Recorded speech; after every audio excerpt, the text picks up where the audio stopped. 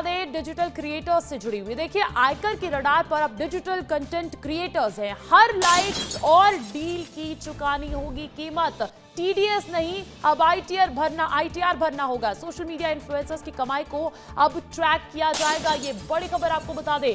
कमाई को ट्रैक करने के लिए प्रोफेशनल कोड 16021 भी लागू कर दिया गया है। मध्य प्रदेश के 300 से ज्यादा इन्फ्लुएंसर्स आयकर की रडार पर हैं। इन्फ्लुएंसर्स को अब इनकम टैक्स भी भरना होगा।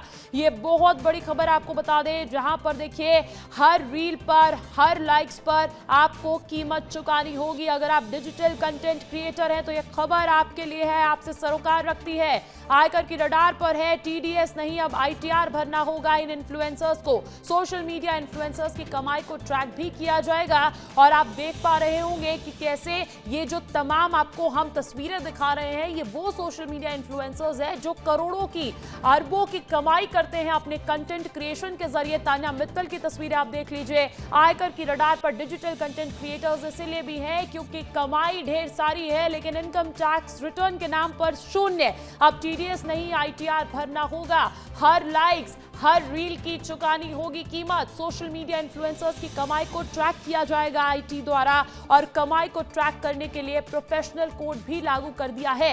इन्फ्लुएंसर्स को टैक्स रिटर्न का नया प्रोफेशनल कोड दे दिया है और सोशल मीडिया प्लेटफॉर्म पर कमाई करने वालों के लिए वित्त वर्ष 2024-25 के लिए जारी किया गया है। आईटीआर 3, आईटीआर 4 फॉर्म में स्पष्ट रूप दर्ज करना होगा। 50 लाख की इनकम पर 25 लाख पर टैक्स लगेगा और 50 लाख से ज्यादा की इनकम पर पूरे पर टैक्स लगने जा रहा है। ये बहुत बड़ी खबर आपको बता रहे हैं। अब इस पर अधिक चर्चा करते हैं। रंजना दुबे भोपाल से लाइव जुड़ गई अधिक जानकारी देने के लिए। रंजना, सोशल मीडिया प्लेटफॉर्म्स पर कमाई करने वालों के लिए तो बहुत बड़ी खबर है आईटीआर देना। इससे पहले क्या व्यवस्था थी और अब इस फैसले के बाद कैसे असर पड़ेगा?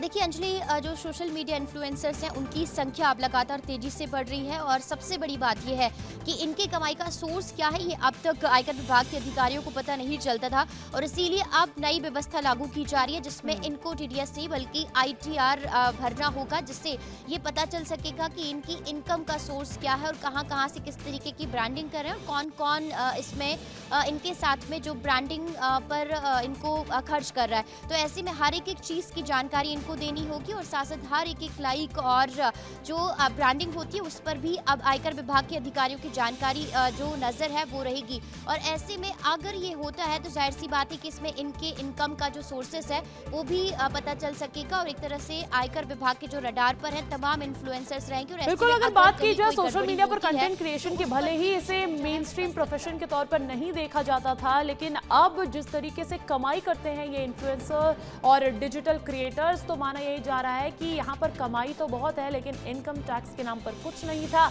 ऐसे में ये बहुत बड़ा फैसला निकल कर सामने आया। बहुत बहुत शुक्रिया रंजना तमाम जानकारी देने के लिए।